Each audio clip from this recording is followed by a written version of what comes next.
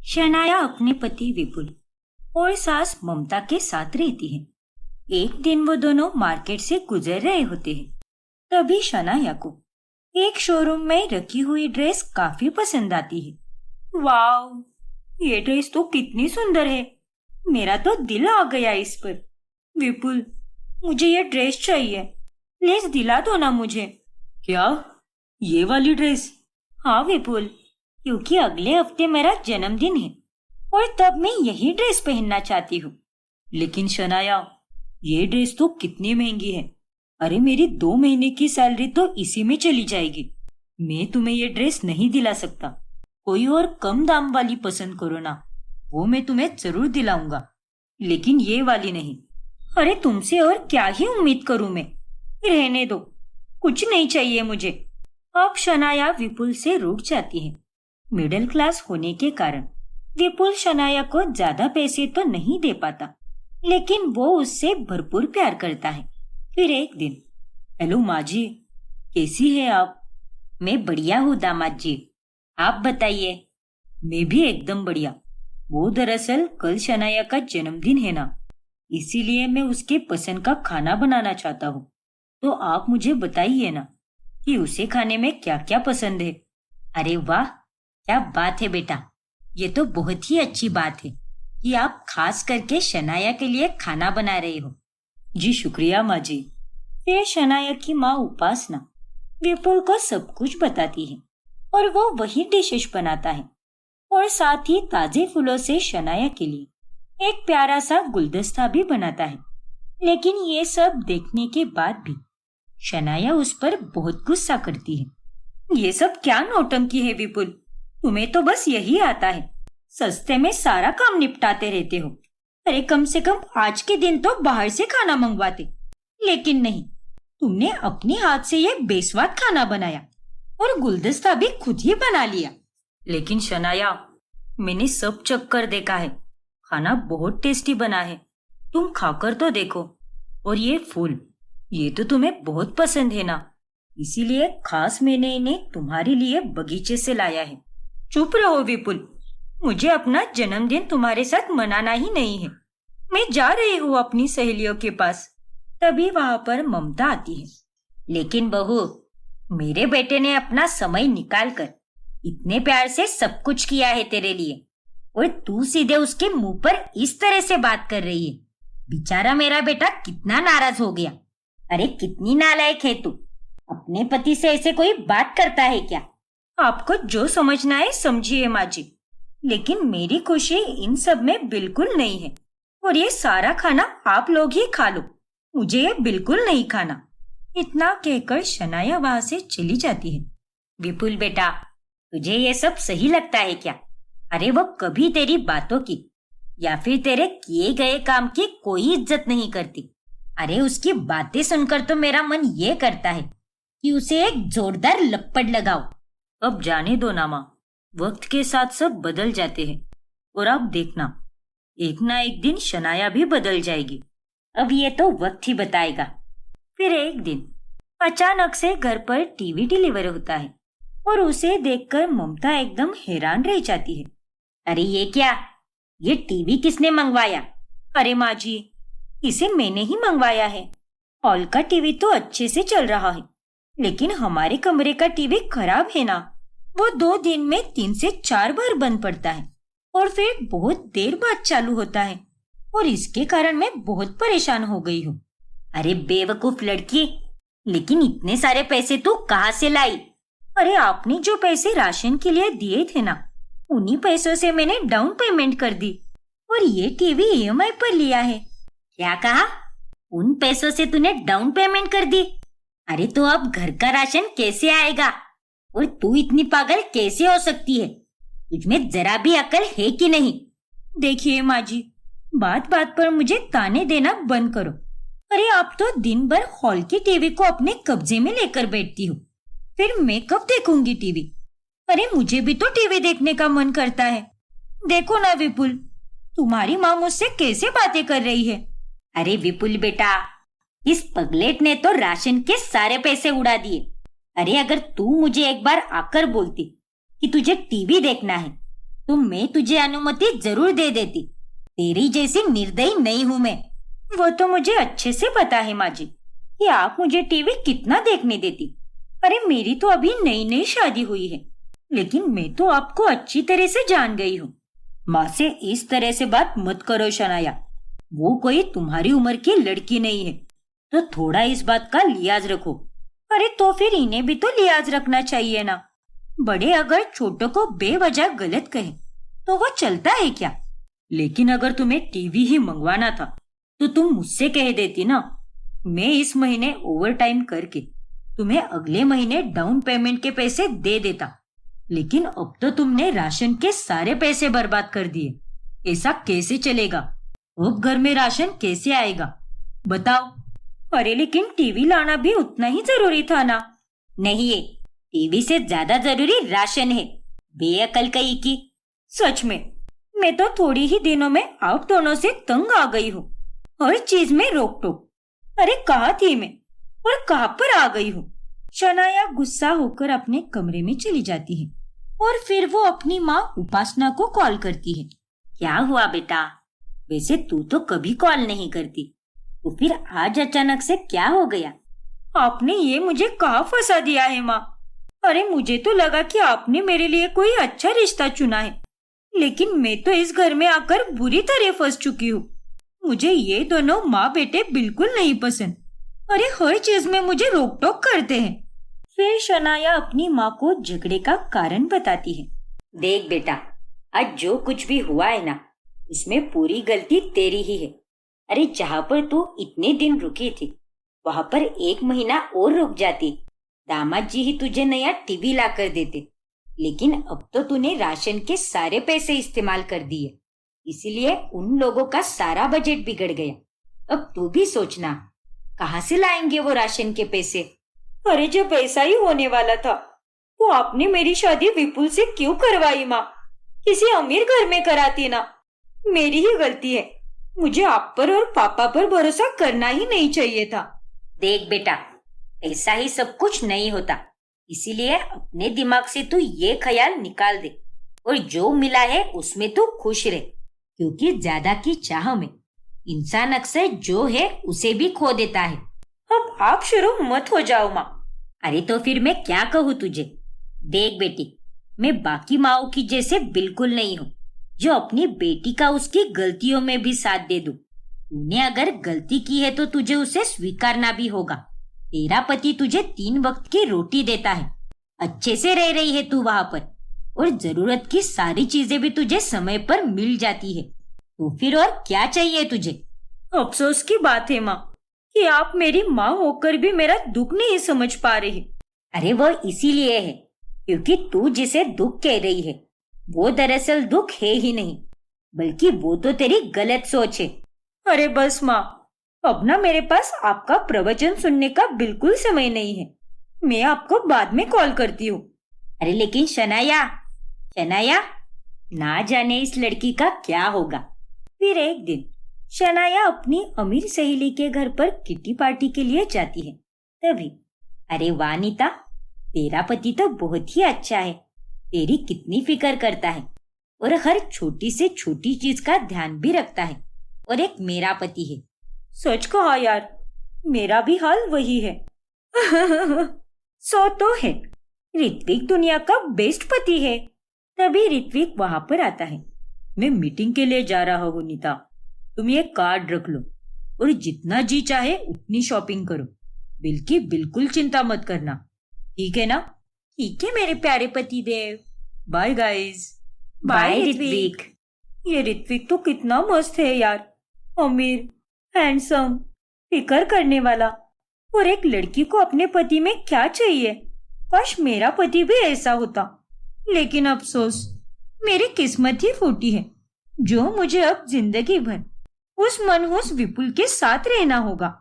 फिर एक दिन अचानक से शनाया की तबीयत बहुत खराब हो जाती है, जिस कारण विपुल ऑफिस से छुट्टी ले लेता है। अरे विपुल बेटा, तू अभी तक गया नहीं दफ्तर? दोपहर के 12 बज गए हैं। नहीं माँ, वो आज शनाया की तबीयत कुछ ठीक नहीं है ना, इसीलिए मैं घर पर ही रुकूंगा और उसकी देखभाल करूंगा। और इसके इस हालात में अगर मैं ऑफिस चला गया तो मेरा वहां पर भी बिल्कुल मन नहीं लगेगा। क्या? अरे तुम क्या पागल वागल हो गए हो क्या? मैं कोई छोटी बच्ची नहीं हूँ। मैं अपना ध्यान रख सकती हूँ। और माँ जी भी तो है ना घर पे। फिर भी शनाया, मैं रुकूंगा तो मुझे चिंता नहीं होगी, क्योंकि तुम्हारी सेहत से बढ़कर मेरे लिए और कुछ भी नहीं है। अरे तुम तो सच में पागल हो। और अगर प्यार ही जताना है तो पैसे कमाओ और वो सारे पैसे मुझे दे दो जो मैं तुमसे हमेशा मांगती रहती हूँ। अगर आज हमारे घर में कोई नौकरानी होती ना तो मुझे किसी चीज की चिंता करने की नौबत ही नहीं आती। अरे घर का काम करके ही मेरी हालत खराब हो गई है। माँ जी तो किसी काम में हाथ भी नहीं बटाती। अरे मैं क्या तेरी कोई देवरानी हूँ या ननंद हूँ जो मैं तेरे काम में हाथ बटाऊं? मैं तेरी सास हूँ और तू मेरी बहू। और कौन सा तुझे 7-8 लोगों का काम करना पड़ता है? घर में तो झाड़ू भी 2-2 दिन बाद लगता है और बोलती है कि सारा काम मैं ही करती हूँ। अरे बस कीजिए आप दोनों। और शनाया, तुम आराम करो। अगर ऐसी ही चिल्लाती रहोगी ना तो अपनी ताकत और जाया करोगी और तुम्हारी तबीयत और खराब हो जाएगी। इसीलिए चुप रहो और शांति से आराम करो। विपुल और ममता से शनाया कभी भी सीधी मुंह बात ही नहीं करती। फिर भी वो दोनों उसके साथ हमेशा अच्छे से ही पेश आते हैं। एक दिन जब शनाया अपनी सहेली के हनीमून फोटोज देखती है तभी, ये देखो विपुल, ये मेरी सहेली है जानवी। इसकी शादी को बस 15 ही दिन हुए हैं और ये तो हनीमून पर भी चली गई। और यहाँ हमारी शादी को 2 से 3 महीने होने आए हैं, लेकिन अभी तक हम कहीं घूमने भी नहीं गए। अच्छा, वैसे कहाँ जाना चाहती हो तुम? अरे पूछ तो ऐसे रहे हो जैसे कि कल के कल ही तुम मुझे लेकर जाने वाले हो। तुम तो रहने ही दो। अरे बाबा बताओ तो सही, मैं तुम्हें हनीमून पर जरूर लेकर चलूंगा। बस थोड़ा और रुक जा।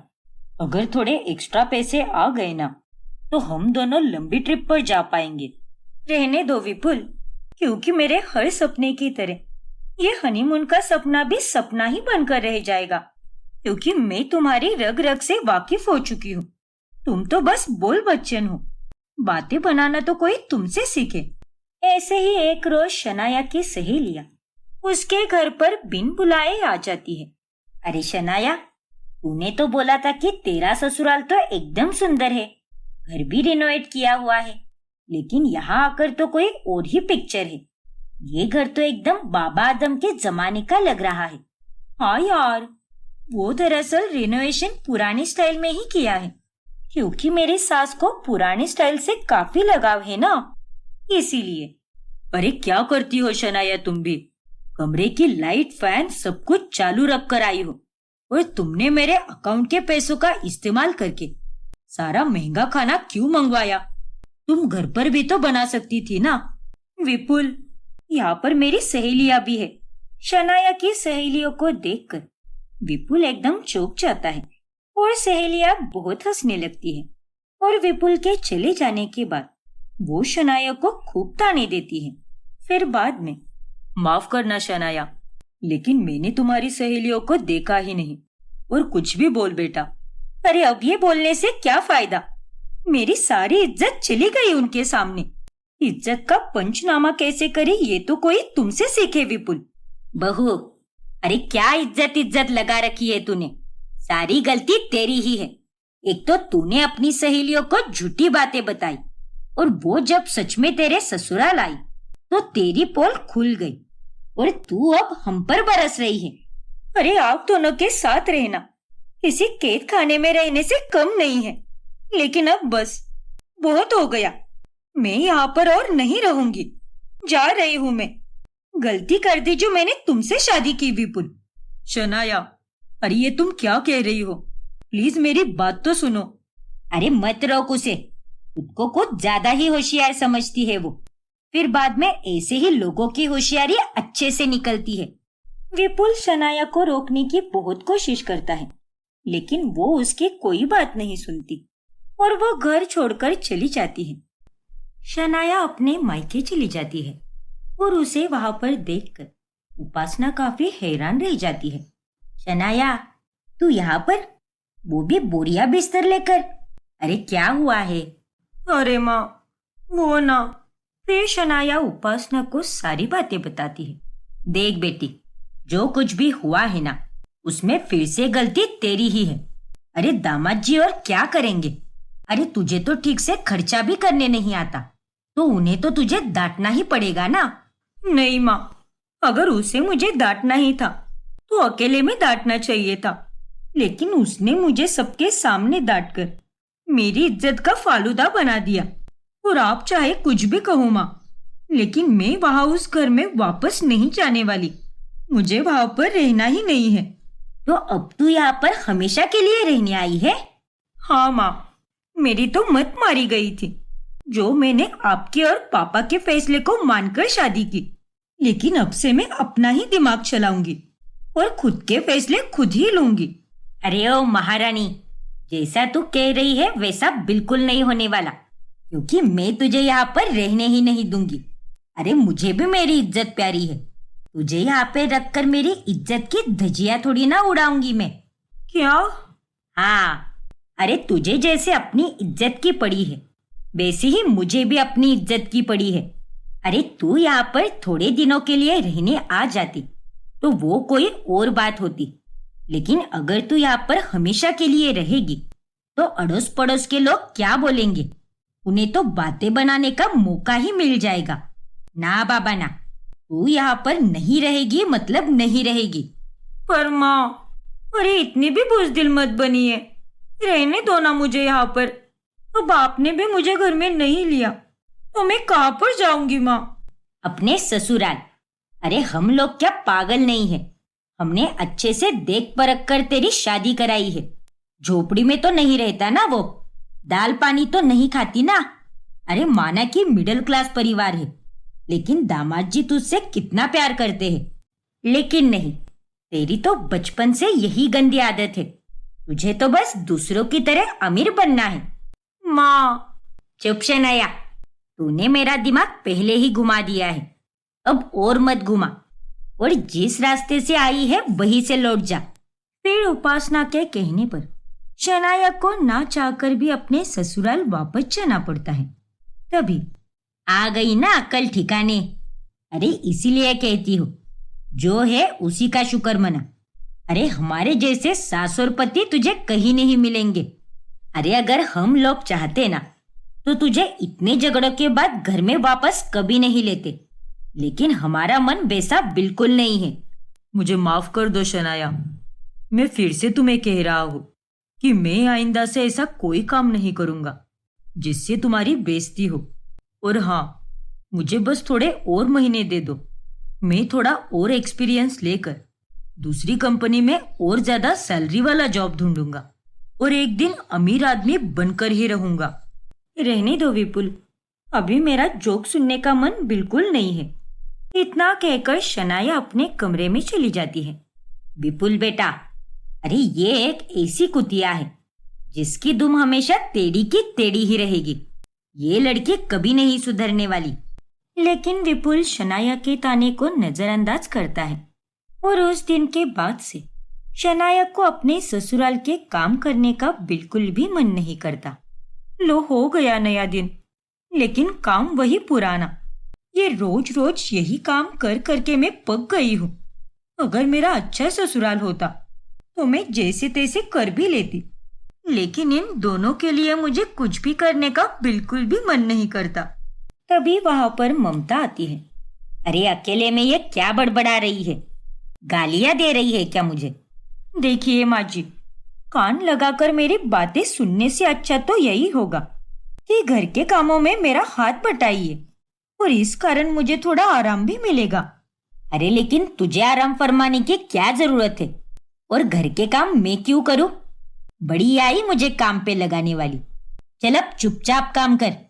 घर के कामों से परेशान होकर शनाया अब जॉब करने का तय करती है और वो घर पर बैठकर एक जगह इंटरव्यू के लिए अप्लाई भी करती है। ये लो शनाया, ये दही शक्कर खा लो। दही शक्कर? लेकिन क्यों विपुल? अरे कितनी बेवकूफ है ये, इसे तो ये भी नहीं पता कि दही शक्कर कब खिलाया जाता है।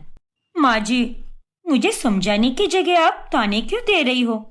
और इससे तो यही पता चलता है कि आप भी वही हो जो मुझे कह रही हो। बहू, अपनी हद में रहे। अरे तो आप भी अपनी हद में रहिए माँ जी। क्यों बेवजह मेरे मुंह लगती रहती हो? अरे बस बस माँ, जाने दो ना। वो शुभ काम के लिए जा रही है। और शनाया, जब भी कोई बाहर किसी शुभ काम के लिए जा रहा होता है तो उसे दही शक्कर खिलाया जाता है ताकि वो काम सफल हो सके। अच्छा, ऐसी बात है क्या? तो फिर खिला दो, क्योंकि मुझे जॉब की सख्त जरूरत है, पैसों के लिए भी और अपनी सास से दिन भर छुटकारा पाने के लिए भी। फिर विपुल शनाया को दही शक्कर खिलाता है। लेकिन जब शनाया इंटरव्यू के लिए जा रही होती है तभी रास्ते में चोर चोर, मेरी बैग। अरे नहीं, ये क्या? वो चोर तो उस आदमी की बैग लेकर भाग रहा है। फिर शनाया तेजी से भागकर उस चोर को पकड़कर खूब मारती है और उससे वो बैग छीन लेती है और वो चोर मार खाकर भाग जाता है। आपका बहुत बहुत शुक्रिया, क्योंकि इस बैग में ढेर सारे पैसे हैं और अगर ये बैग वो चोर चुरा ले जाता तो मुझे बहुत दिक्कत हो जाती। अरे कोई बात नहीं, अब आपने मेरी इतनी बड़ी मदद की है तो मैं भी आपको कुछ देना चाहूंगा। ये लीजिए, ये पैसे। अरे नहीं नहीं, ये पैसे आप मुझे मत दीजिए। अरे रख लीजिए ना। नहीं नहीं, मैं इन पैसों को नहीं रख सकती। अच्छा ठीक है, फिर आप मेरे साथ कॉफी तो पी सकती हो ना। देखिए, कॉफी की ट्रीट को मना मत कीजिए, पास ही में कैफे है।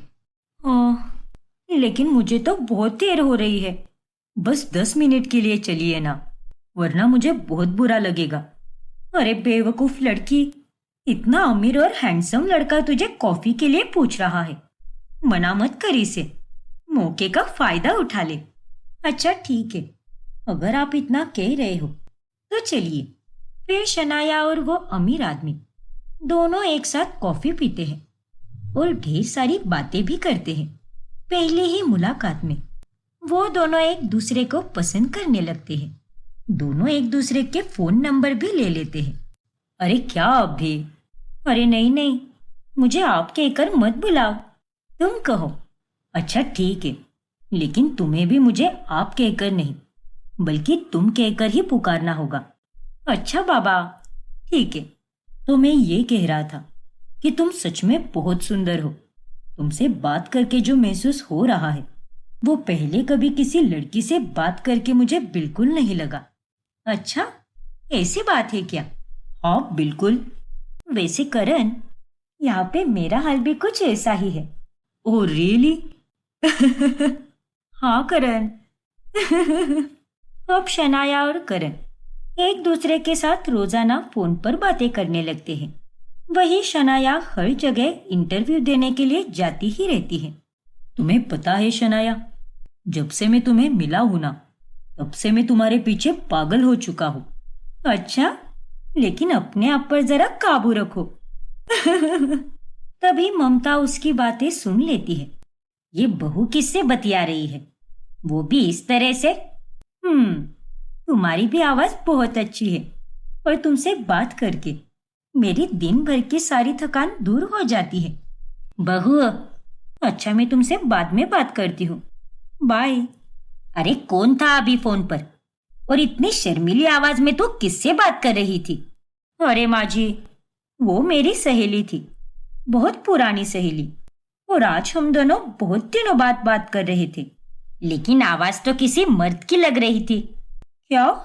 अरे नहीं माँ जी, ऐसा कुछ भी नहीं है। वो मेरी सहेली की आवाज बहुत वजनदार है ना, इसलिए आपको ऐसा लगा होगा। अच्छा, ऐसी बात है क्या? हाँ माँ जी।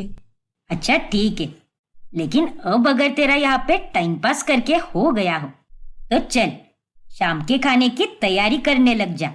कोई बाहर वाला आकर खाना नहीं बनाने वाला। तू यहाँ पर घंटों तक गप्पे मारती रहेगी अपनी सहेली के साथ और हमें देर से खाना देगी। अरे हाँ माँ जी, मैं अभी बनाने ही जा रही हूँ, अब ज्यादा मत सुनाइए। अरे तो फिर काम भी वैसे ही किया करना जिसके चलते मैं तुझे सुनाऊं ही ना। फिर शनाया जाकर खाना बनाने लगती है और तभी उसके दिमाग में एक ख्याल आता है, वैसे करण तो मेरे पीछे एकदम लट्टू हो गया है। उसके साथ चक्कर चलाकर मैं अच्छे खासे पैसे भी ले सकती हूँ। काश मैं सिंगल होती तो मैं अभी उससे शादी कर लेती। लेकिन ये ऊपर वाला भी ना बड़ा अजीब है।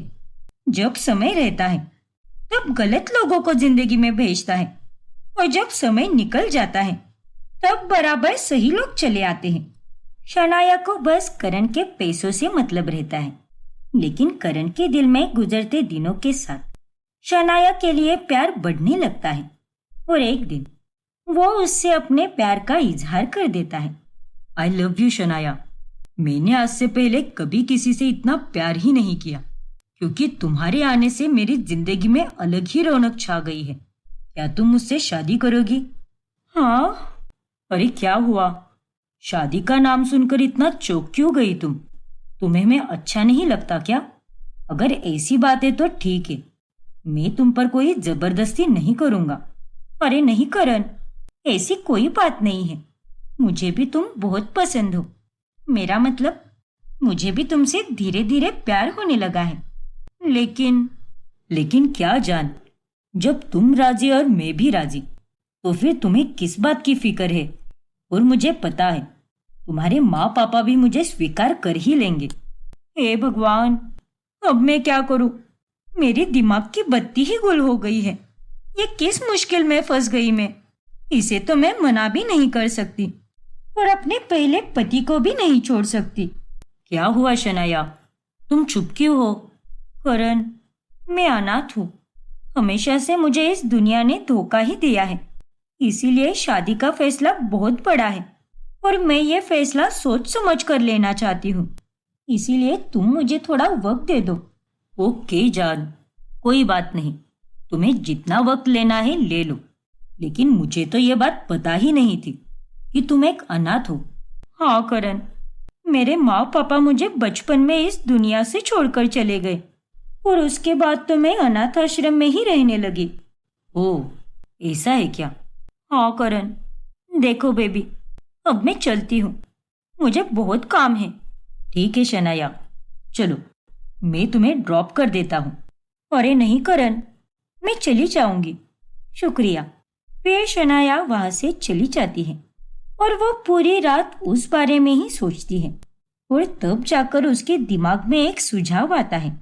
मुझे तो हमेशा से ही एक अमीर पति चाहिए था और अब तो मुझे किस्मत भी अमीर पति दे रही है, तो मैं ये मौका बिल्कुल नहीं छोड़ूंगी और इसीलिए मैं करण से शादी जरूर करूंगी। फिर शनाया करण को शादी के लिए हाँ बोलती है और ये खबर सुनकर करण की खुशी का कोई ठिकाना नहीं रहता। अरे वाह, शुक्रिया शनाया, तुम सोच भी नहीं सकती कि मैं ये खबर सुनकर कितना खुश हुआ हूँ। लेकिन करण, मेरी एक शर्त है। शर्त? कैसी शर्त? मैं शादी के बाद भी काम करूंगी और तुम मुझे काम करने से कभी नहीं रोकोगे। लेकिन शनाया, मैं इतना अमीर हूं तो तुम्हें काम करने की क्या जरूरत है? तुम आराम से बैठकर अपनी लाइफ जी सकती हो ना। हाँ करण, वो तो मैं जानती हूँ, लेकिन मुझे इंडिपेंडेंट रहना है, अपने पैरों पर खड़े रहना है, अपने करियर को सेट करना है। इसीलिए मैं जॉब नहीं छोड़ूंगी। मेरी हमेशा नाइट शिफ्ट रहती है, लेकिन तुम्हें इससे कोई दिक्कत नहीं होनी चाहिए। और अगर है तो फिर मैं ऐसे आदमी के साथ नहीं रह सकती, क्योंकि वो आदमी मेरी इच्छा और सपनों को समझ ही नहीं सकता। लेकिन शनाया, अच्छा ठीक है, अगर तुम्हारी खुशियां अपने सपनों को साकार करने में ही है तो मैं तुम्हें बिल्कुल नहीं रोकूंगा। तुम शादी के बाद भी जॉब कर सकती हो, मुझे उससे कोई प्रॉब्लम नहीं है। शुक्रिया Karan, love you. Love you too sweetheart. इस तरह से करण शनाया के झूठ में फंस जाता है और वो दोनों शादी भी कर लेते हैं। अब शनाया करण से शादी के बाद अपने दोनों भी पतियों को उल्लू बनाती है। वो करण को नाइट शिफ्ट बोलकर विपुल के पास रुकती है और विपुल को डे शिफ्ट बोलकर करण के पास रुकती है। फिर एक दिन, ये देखो शनाया, मैंने तुम्हारे लिए ये ब्रांडेड तोहफे लाए हैं। अरे वाह, ये सब मेरे लिए है? मुझे तो विश्वास ही नहीं हो रहा। ऐसा लग रहा है जैसे मैं कोई सपना देख रही हूँ। थैंक यू सो मच करण, ये सब तोहफे मुझे बहुत पसंद आए। अरे जान, ये तुम कैसी बातें कर रही हो? थैंक यू परायों को कहा जाता है, अपनों को नहीं। अरे लेकिन तुम मेरे अपने थोड़ी ना हो, तुम तो मेरी जान हो जान। फिर शनाया और करण दोनों एक 5 स्टार रेस्टोरेंट में खाना खाने जाते हैं। और ऐसे ही अब करण के आने से शनाया की जिंदगी एकदम बदल जाती है। वही उसका ये अमीरों जैसा रहन सहन देखकर विपुल और ममता को उस पर शक होने लगता है। अरे बहू, नई नौकरी लगे हुए तुझे बस एक हफ्ता ही हुआ है और एक हफ्ते में ही तूने इतने अच्छे कपड़े और नई बैग वगैरह सब खरीद लिया। तेरी तनख्वाह तो अभी तक आई भी नहीं होगी, तो फिर ये सब तूने कहाँ से लाया? हाँ शनाया, जॉब लगने के पहले दिन से ही तुम्हारा पूरा लुक बदल चुका है। तुम तो एकदम अमीर लगने लगी हो। अरे ऐसी कोई बात नहीं है। दरअसल मैंने पहले एक हफ्ते में ही एक बहुत बड़ी डील कर दी है, जिसके कारण मुझे बहुत ही बड़ा इंसेंटिव मिला है और उसी में मैंने ये सब खरीदा है। ये सब दिखने में जरूर महंगा है, लेकिन है तो एकदम सस्ता। अरे वाह, क्या बात है शनाया। चल जो भी हो, तेरी इच्छा तो पूरी हो रही है ना, वही काफी है। हाँ माँ जी, और आज आपके मुंह से ये मीठे बोल सुनकर मुझे बहुत ही अच्छा लग रहा है। वरना आप जब भी मुंह खोलती हो बस कड़वे बोल ही बोलती हो और फिर मुझे बहुत दुख होता है। अरे चल चल, अब ज्यादा मक्खन मत लगा। इस तरह शनाया मामले को संभाल लेती है और विपुल और ममता को कोई शक भी नहीं होता। फिर एक सुबह जब शनाया करण के पास होती है, तभी उसके पर्स में से उसके और विपुल की फोटो उड़कर अचानक से फर्श पर गिर जाती है। अरे नहीं, इसे तो मैं निकालना ही भूल गई। उतने में वहां पर करण आता है और उसकी नजर फर्श पर गिरे हुए फोटो पर जाए उसके पहले ही शनाया पैर दर्द होने का नाटक करती है। आउच, मेरा पैर। अरे क्या हुआ शनाया, तुम ठीक तो हो ना? पता नहीं बेबी, अचानक से मेरे पैर में दर्द हो रहा है। लगता है कल रात को ऑफिस जाते समय मेरा पैर हल्का सा मुड़ गया था और उसका दर्द मुझे अभी जाकर हो रहा है। क्या? लेकिन ऐसे कैसे हो सकता है? हो सकता है बेबी, अभी देखो मुझे ही हो रहा है। ठीक है मेरी जान, तुम चिंता मत करो, मैं अभी फर्स्ट एड बॉक्स लेकर आता हूँ। ठीक है करण, जल्दी लाओ। फिर जब करण फर्स्ट एड बॉक्स लाने जाता है, तभी शनाया उस फोटो को उठाकर वापस अपने पर्स में रख देती है।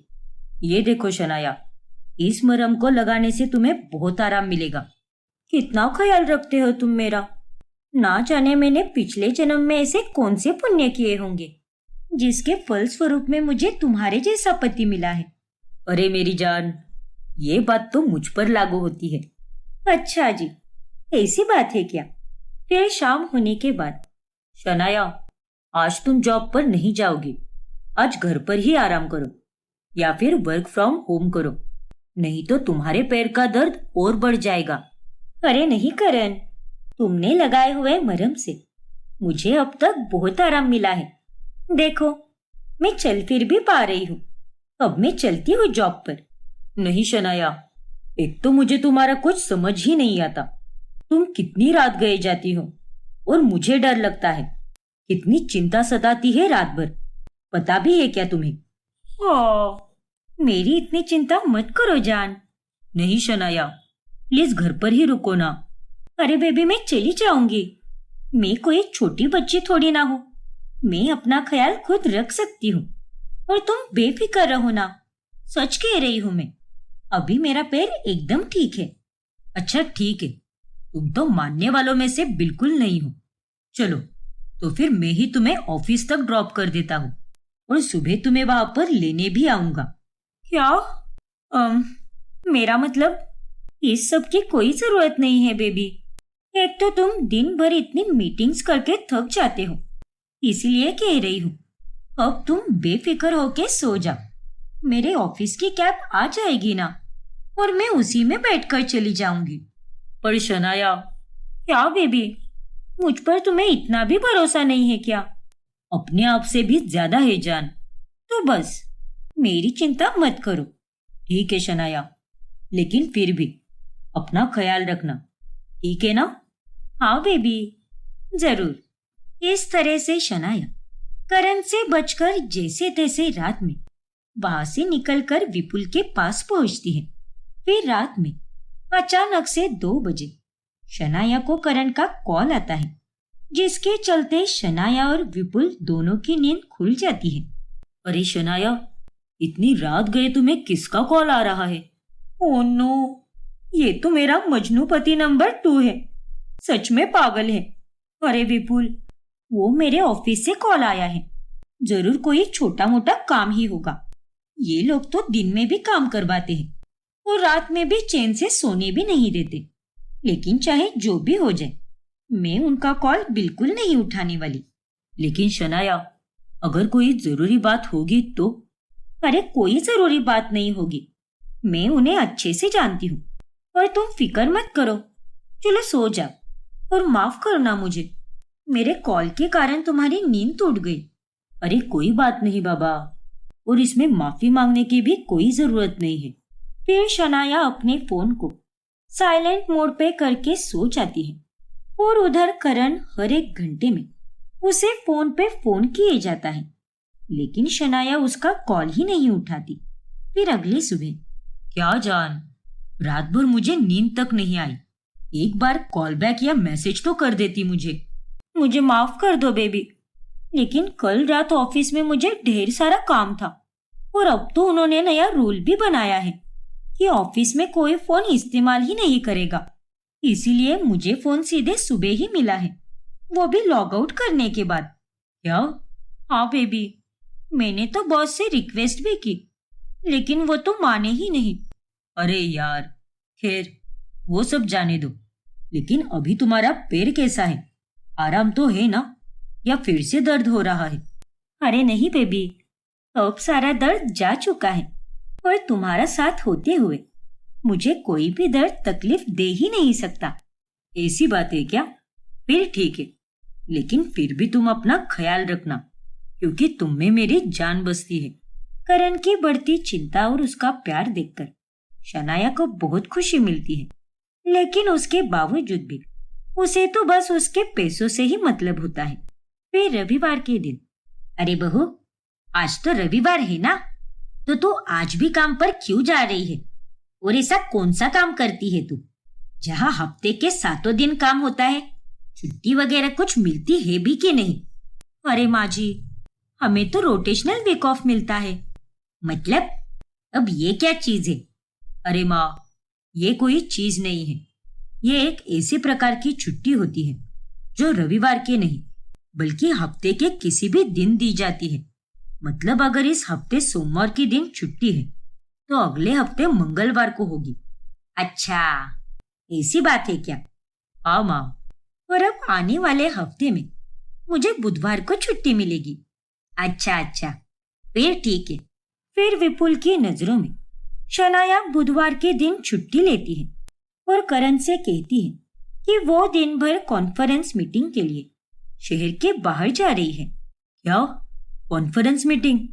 हाँ बेबी, हर हफ्ते मुझे पूरा दिन शहर के बाहर जाना पड़ेगा कॉन्फ्रेंस मीटिंग के लिए। अब क्या करें, हमारा प्रोसेस तो मैं ही मैनेज करती हूँ, इसीलिए मुझ पर बहुत ज्यादा लोड है। अच्छा ठीक है, मतलब तुम सीधे अगले दिन ही आओगी? हाँ बेबी, मैं तुम्हें कॉल भी नहीं कर पाऊंगी क्योंकि फोन अलाउड नहीं है ना वहां पर। उम्मीद है कि तुम समझ पाओ। हाँ मेरी जान, मैं तुम्हें समझ सकता हूँ, और तुम मेरी चिंता बिल्कुल मत करो और अपने काम पर ध्यान दो। इस तरह से शनाया करण को अच्छे से बेवकूफ बनाती है और दूसरी तरफ जब उसे करण की नजर में ऑफिस की छुट्टी लेनी होती है, तब वो विपुल से कहती है कि वो कॉन्फ्रेंस मीटिंग के लिए शहर के बाहर जा रही है और सीधे अगली रात को ही आएगी। और इस तरह से वो अपने दोनों पतियों को अच्छे से बेवकूफ बनाती है। फिर एक रोज, अरे शनाया बहू, आज तू कैफे में किस आदमी के साथ थी? हे भगवान, लगता है बुढ़िया ने मुझे और करण को साथ में देख लिया। अब क्या करूं मैं? अरे चुप क्यों है तू? बता, जल्दी बता, कौन था वो आदमी? आदमी? और कैफे में? शनाया, तुम तो दिन में ऑफिस जाती हो ना, तो फिर कैफे कैसे पहुंच गई? अरे वो आदमी मेरे बॉस थे। क्या? हाँ माँ जी, उस कैफे में बैठकर मैं और मेरे बॉस हम दोनों क्लाइंट के आने का इंतजार कर रहे थे, क्योंकि वहां पर मीटिंग होने वाली थी। अरे लेकिन काम की मीटिंग तो ऑफिस में होती है, तो फिर तू कैफे में क्या कर रही थी? अरे नहीं माँ, ये कोई बड़ी बात नहीं है। अक्सर बड़े बड़े लोगों की मीटिंग्स ऐसे ही कैफेज और रेस्टोरेंट में होती है। अच्छा, ऐसी बात है क्या? मैं तो अपनी सहेली के साथ वहां से गुजर रही थी और ऑटो में भी थी, इसीलिए मैं वहां पर रुक ही नहीं पाई, वरना मैं तेरे पास जरूर आ जाती। जान बची तो लाखों पाए। अच्छा हुआ बुढ़िया जो तू मेरे पास नहीं आई, वरना मेरा बना बनाया सारा नाटक बिगड़ जाता और मेरी जिंदगी फिर से पहले जैसे बर्बाद हो जाती। फिर एक दिन, अरे शनाया, मैं ये सोच रहा था कि तुम्हारे और मेरे फोटोज में सोशल मीडिया पर पोस्ट कर दूं। कितना अच्छा लगेगा ना? अरे नहीं करण, ऐसा बिल्कुल भी मत करना। लेकिन क्यों शनाया, और तुम ऐसे क्यों बोल रही हो? अरे तुम तो पहले से ही जानते हो ना कि मैं बचपन से अकेली रही हूँ और मेरा इस दुनिया में तुम्हारे अलावा और कोई भी नहीं है, और मैं नजर में बहुत मानती हूँ। इसीलिए अगर तुमने सोशल मीडिया पर हमारे फोटोज पोस्ट कर दिए तो उसे लोगों की नजर लग जाएगी, और नजर अच्छी से अच्छी चीज को भी बर्बाद कर देती है, और मैं तुम्हें बिल्कुल खोना नहीं चाहती। लेकिन मेरी जान, ये नजर वगैरह ये सब तो एक अंधविश्वास है, और तुम तो इतनी पढ़ी लिखी हो, फिर भी इन सब में तुम कैसे मान सकती हो? नहीं बेबी, ये तुम्हारे लिए अंधविश्वास होगा, लेकिन मेरे लिए नहीं। अब तुम मानो या ना मानो, लेकिन नजर सच में लगती है। अच्छा ठीक है बाबा, कोई बात नहीं। अगर तुम नहीं चाहती तो मैं हमारे फोटोज पोस्ट नहीं करूंगा। शुक्रिया करण। इतना कहकर शनाया वहां से चली जाती है। पता नहीं क्यों, लेकिन कभी कभी तो मुझे शनाया का बर्ताव काफी अजीब लगता है, मानो जैसे कि वो मुझसे कुछ छुपा रही है। खैर, लगता है मैं कुछ ज्यादा ही सोच रहा हूँ। उसकी जिंदगी तो बिल्कुल किसी खुली किताब की तरह है मेरे सामने। फिर एक दिन करण शनाया को हनीमून की टिकट्स दिखाकर उसे एक बहुत ही बड़ा सरप्राइज देता है। वाओ, हनीमून की टिकट्स! आओ मेरी जान, तुम खुश तो हो ना? सिर्फ खुश? अरे बहुत ज्यादा खुश हूं मैं, क्योंकि ये ट्रिप तो मेरा सपना था जो अब तुम्हारे कारण पूरा होगा, और उसके लिए बहुत बहुत शुक्रिया करण। अरे कितनी बार शुक्रिया बोलोगे? मैं तुम्हारा पति हूँ और तुम्हारी हर खुशी का ख्याल रखना यही मेरी जिम्मेदारी है। वो तो है, ये ट्रिप तो मैं किसी भी हाल में बिल्कुल मिस नहीं करूंगी। लेकिन विपुल और माजी को क्या बोलकर जाऊंगी, वो भी पूरे एक हफ्ते के लिए? अब शनाया उसी सोच में पड़ जाती है, और बाद में उसे एक सुझाव आता है। विपुल, माजी, मैं एक हफ्ते के लिए बिजनेस ट्रिप पर जा रही हूँ। हमारी ऑफिस की पूरी टीम भी जा रही है। क्या? एक हफ्ते के लिए? लेकिन शनाया, यूं अचानक से कैसे? अरे विपुल, तुम तो जानते ही हो ना, बिजनेस ट्रिप्स तो कभी भी प्लान हो जाती है। हाँ शनाया, वो तो है। अगर तुम काम के सिलसिले में जा रही हो तो चली जाओ, कोई प्रॉब्लम नहीं। लेकिन जाने से पहले अपने बॉस का और अपने साथ काम करने वाले लोगों का अता पता और फोन नंबर जरूर देकर जाना। अरे माँ जी, आप उन सब की चिंता मत कीजिए, क्योंकि मेरा फोन तो ऑन ही रहेगा, तो मैं आप दोनों को कॉल जरूर करूंगी। फिर शनाया करण के साथ हनीमून पे जाकर खूब मजे करती है। लेकिन एक बार अचानक से उसे करण के साथ होते हुए विपुल का वीडियो कॉल आता है, और उसे देखकर वो बहुत घबरा जाती है। अरे बाप रे, विपुल का तो वीडियो कॉल आ रहा है। अब मैं क्या करूं? इसे तो मैंने ये कहा था कि दोपहर के 2 बजे के बाद ही कॉल करना, लेकिन मैं तो ये भूल ही गई कि इसका कॉल आने वाला है। कल रात से 3 बार इसका कॉल काट चुकी हूँ, और अब फिर से मैंने इसका कॉल कट कर दिया तो ये मुझ पर पूरी तरह शक करेगा। शनाया फौरन होटल रूम के अंदर चली जाती है और विपुल का वीडियो कॉल उठा लेती है। हाँ बोलो ना विपुल। अरे शनाया, तुम मेरा वीडियो कॉल क्यों नहीं उठा रही थी? तुम जानती भी हो कि मुझे तुम्हारी कितनी चिंता सता रही थी।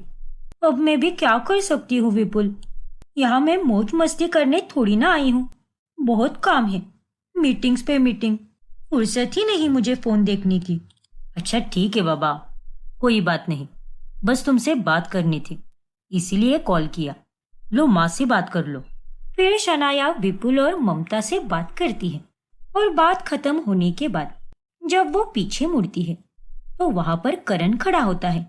अरे बाप रे, कहीं इसने मेरी और विपुल की बातचीत तो नहीं सुनी होगी ना?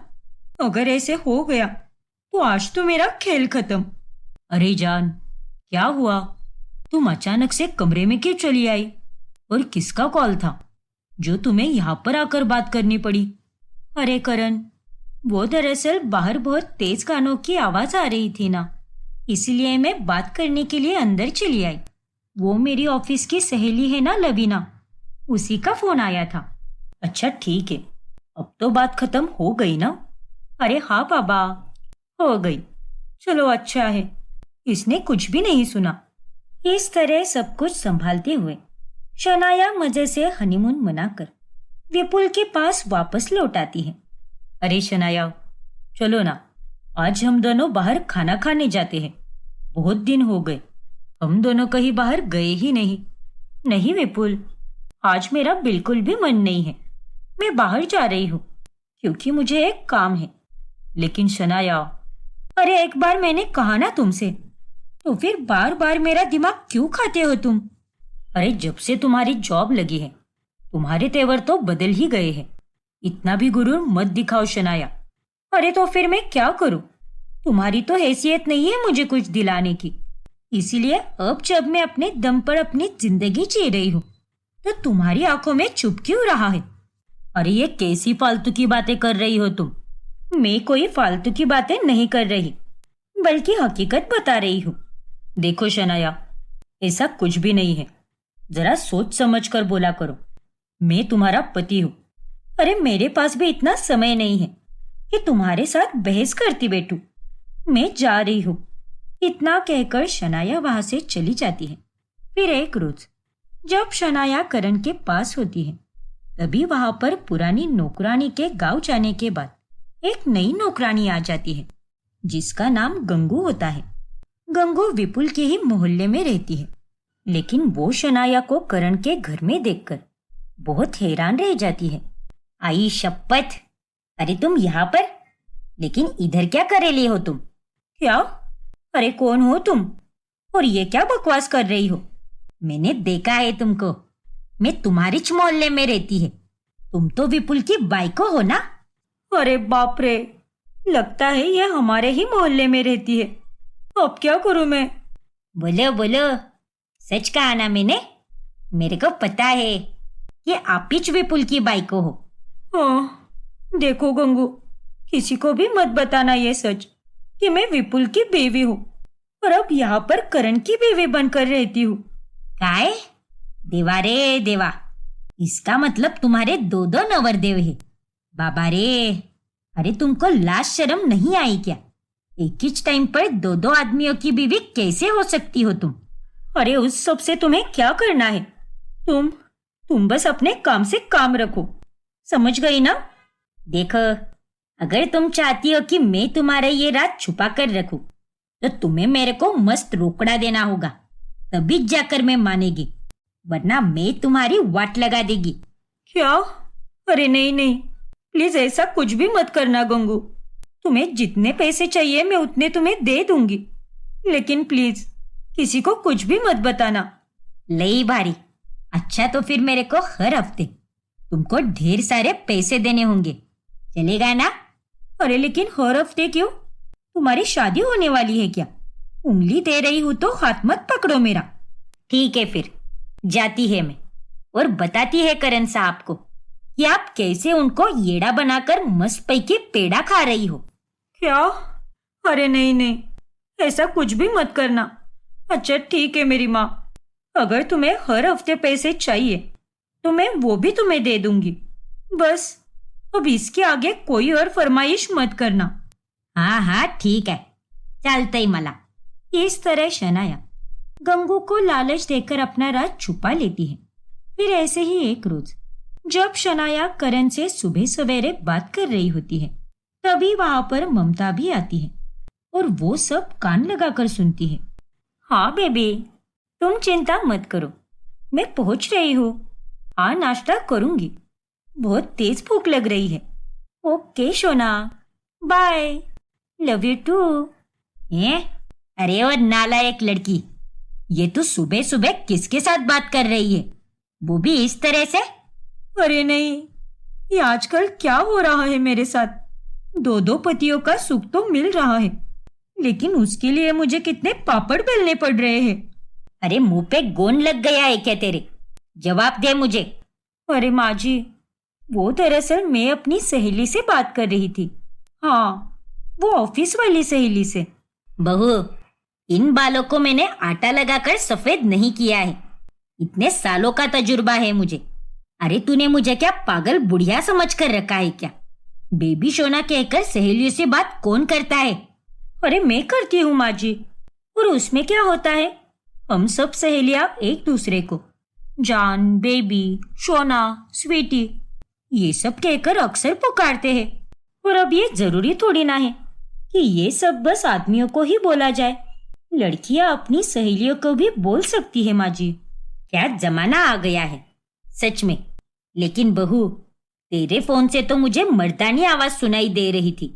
अरे हाँ माँ जी, आपने सही सुना, वो मेरी जो सहेली है ना, उसकी आवाज थोड़ी बहुत मर्दों जैसी है, इसीलिए आपको ऐसा सुनाई दिया।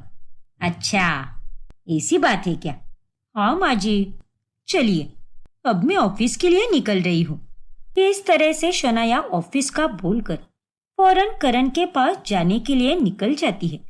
पता नहीं क्यों, लेकिन मुझे तो ऐसा लग रहा है जैसे कि ये झूठ कह रही थी। मेरे कान भी बहुत तेज है, मुझे सब सुनाई देता है, और वो भी एकदम साफ और सही से। वो आवाज पक्का किसी आदमी की ही थी। ममता को शनाया पर हल्का सा शक हो जाता है। फिर एक रोज जब शनाया करण के पास होती है, तभी उसका फोन बजता है, जिस पर माँ लिखा होता है। अरे ये क्या माँ, लेकिन जान तुमने तो कहा था कि तुम अनाथ हो, फिर तुम्हारी यह माँ का फोन कैसे आ रहा है तुम्हें? आखिर कौन है ये?